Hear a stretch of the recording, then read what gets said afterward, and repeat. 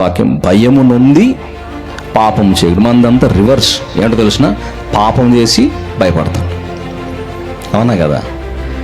భయము నొంది పాపం చేద్దని వాక్యం చెబితే చేసేదంతా ఏంటో తెలిసిన, పాపం చేసేది భయపడేది. అరే నేను బాప్తిసం పొందానే, నేను రక్షించబడ్డానే, నేను ఇప్పుడు పాపం చేస్తున్నాను ఏమన్నా అవుతుందేమో అని పాపము చేసిన తర్వాత భయపడుతున్నాడు. చూడండి, ఆదాము అవ్వలు చేసినటువంటి పని ఇదే కదా. దేవుడు మాట్లాడుతున్నాడు, ఆదామా ఎక్కడా అంటే నీ స్వరం వినినప్పుడు దిగంబరంగా ఉంటుంది గనక భయపడి దాక్కుంటుంది. అసలు ఆ భయం ఉన్న వ్యక్తి అయితే పండు తినడుగా, భయం ఉన్న వ్యక్తి అయితే పండు తినడుగా, తిన్న తర్వాత భయపడుతున్నాడు. అసలు ఇది భయమే అంటారా?